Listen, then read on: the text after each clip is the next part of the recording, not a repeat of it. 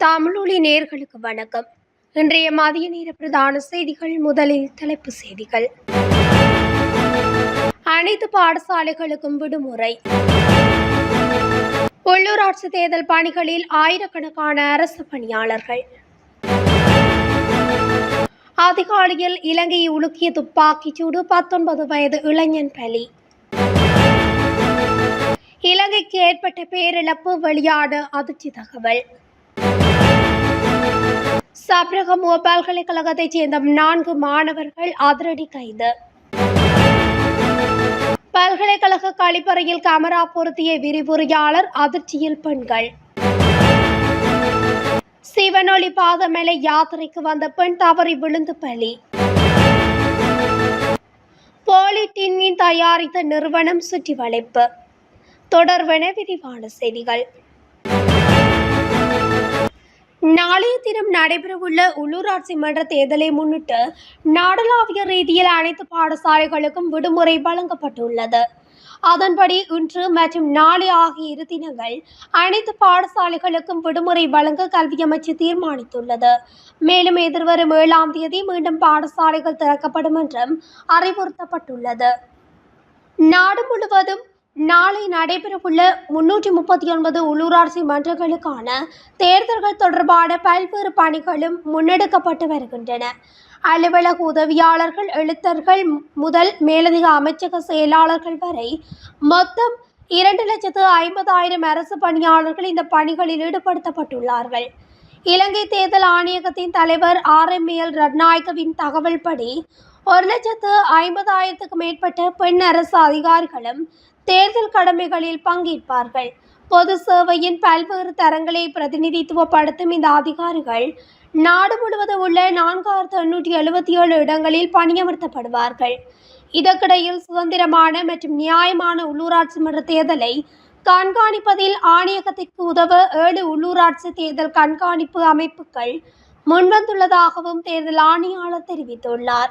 இதில் பழமையானதும் அங்கீகரிக்கப்பட்டதுமான 2 கண்காணிப்பு அமைப்புகளான பேப்ரல் என்ற சுதந்திரமான மற்றும் நியாயமான தேர்தல்களுக்கான மக்கள் நடவடிக்கை மற்றும் தேர்தல் CMEV என்ற தேர்தல் வன்முறை கண்காணிப்பு மையம் ஆகியவை வாக்குச்சாவடிகளுக்குள் நுழையும் அதிகாரங்களை கொண்டுள்ளன. மீதமுள்ளவை நடமாடும் பார்வையாளர் அமைப்புகளாக செயற்படலாம். இந்த நிலையில் செவ்வாய்க்கிழமை இரவுக்குள் பெரும்பாலான முடிவுகளை அறிவித்து புதன்கிழமைக்குள் முழு முடிவுகளை அறிவிக்க ஆணையகம் எதிர்பார்க்கிறது என்று ஆணையாளர் குறிப்பிட்டுள்ளார். கல்கிஸ்ஸை கடற்கரை வீதியில் இடம்பெற்ற துப்பாக்கிச் சூட்டில் ஒருவர் உயிரிழந்துள்ளதாக போலீசார் தெரிவித்துள்ளனர். இன்று அதிகாலை இடம்பெற்ற துப்பாக்கிச் சூட்டில் 19 வயதுடைய இளைஞர் ஒருவரே உயிரிழந்துள்ளதாக தெரிவிக்கப்படுகிறது. மோட்டார் சைக்கிளில் வந்த அடையாளம் தெரியாத இருவரால் குறித்த துப்பாக்கி பிரயோகம் மேற்கொள்ளப்பட்டுள்ளதாக தெரிய வருகிறது. சம்பவத்தில் உயிரிழந்த இளைஞன் தெஹிபலை ஓபன் பிரதேசத்தைச் சேர்ந்தவர் என போலீசார் தெரிவித்துள்ளனர். சம்பவம் தொடர்பான மேலதிக விசாரணைகளை கல்கிஸ்ஸை போலீசார் மேற்கொண்டு வருகின்றனர். இலங்கையில் கடந்த 10 ஆண்டுகளில் நாடு முழுவதும் நடந்த வேலை நிறுத்தங்கள் காரணமாக 300 மில்லியன் ரூபாய்க்கு மேல் இழப்பு ஏற்பட்டுள்ளதாக சமீபத்திய புள்ளி விவரங்கள் சுட்டிக்காட்டுவதாக பேராதனை பல்கலைக்கழகத்தின் பொருளாதார மற்றும் புள்ளியியல் துறையின் பேராசிரியர் வசந்த அத்துக்கோரல அதிர்ச்சி தகவலை வெளியிட்டுள்ளார். அந்த காலகட்டத்தில் 386 வேலை நிறுத்தங்கள் நடந்ததாகவும் அந்த வேலை நிறுத்தங்களால் நாடு 6,62,388 வேலை நாட்களை இழந்ததாகவும் அவர் கூறினார். வேலை நிறுத்தங்களில் ஈடுபட்டுள்ள ஊழியர்களின் எண்ணிக்கை 1,15,356 என்றும் 2018ஆம் ஆண்டில் அதிக எண்ணிக்கையிலான வேலை நிறுத்தங்கள் நிகழ்ந்ததாகவும் வசந்த அதுகோரல தெரிவித்தார். அந்த ஆண்டு நடந்த வேலை நிறுத்தங்களின் எண்ணிக்கை 51 என்றும் அவர் கூறினார். கல்வி, சுகாதாரம், தோட்டங்கள், போக்குவரத்து மற்றும் ஆடை போன்ற துறைகளில் அதிக எண்ணிக்கையிலான வேலை நிறுத்தங்கள் நடந்துள்ளதாகவும் அவர் சுட்டிக்காட்டினார். இலங்கையில் தற்போது செயல்படும் தொழிற்சங்கங்களின் எண்ணிக்கை 2122 ஆகும். மாணவர் ஒருவரின் தற்கொலை தொடர்பான காவல்துறை விசாரணைகளின் அடிப்படையில் சப்ரகமுவ பல்கலைக்கழகத்தின் தொழில்நுட்ப பீடத்தைச் சேர்ந்த 4 மாணவர்கள் இன்று கைது செய்யப்பட்டனர். குற்றப்புலனாய்வுத்துறை நடத்திய விசாரணைகள் தொடர்பாக இந்த கைது மேற்கொள்ளப்பட்டது.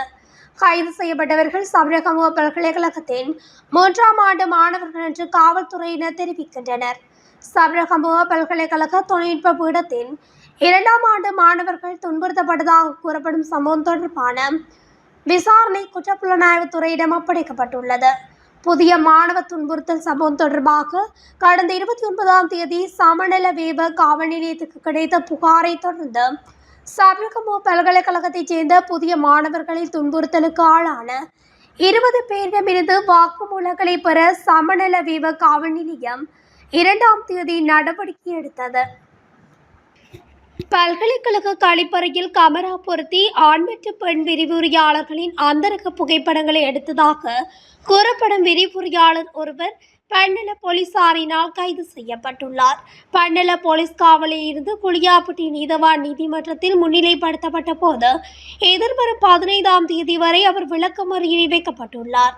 வடமேற்கு பல்கலைக்கழகத்தின் உணவு தொழில்நுட்பம் மற்றும் ஊட்டச்சத்து பீடத்தில் விரிவுரையாளராக பணிபுரிந்த 34 வயது நபர் ஒருவரை இவ்வாறு கைது செய்யப்பட்டார்.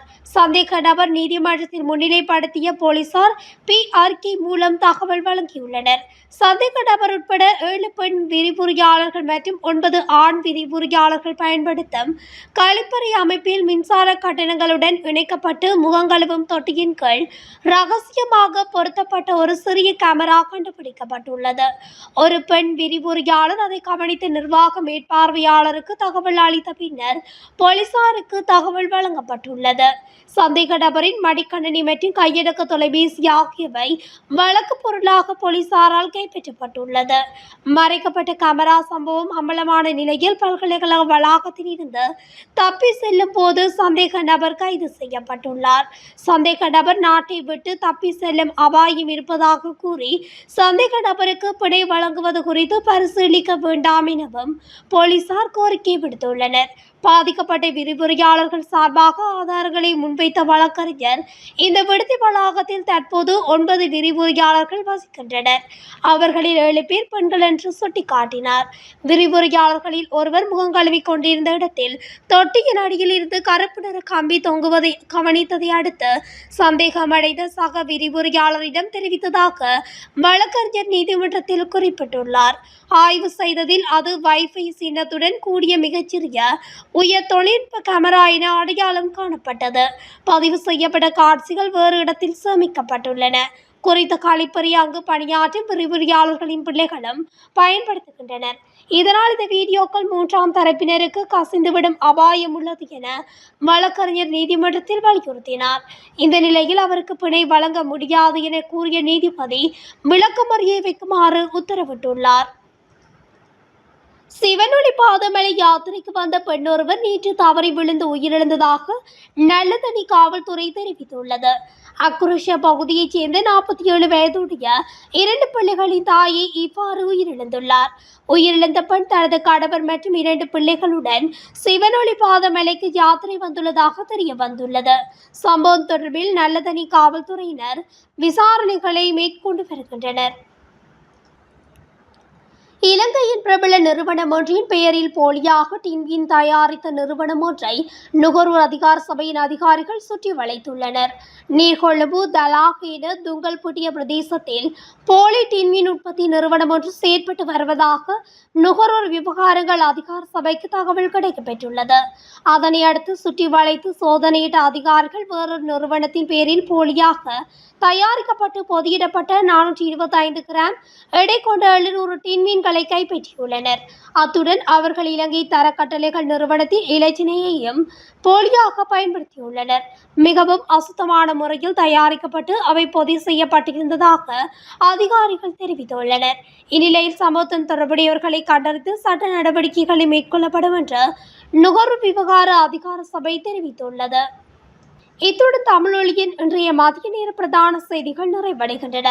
தொடர்ச்சியாக செய்திகளை அறிந்து கொள்ள தமிழொலி ஊடகத்துடன் இணைந்திருங்கள். நன்றி, வணக்கம்.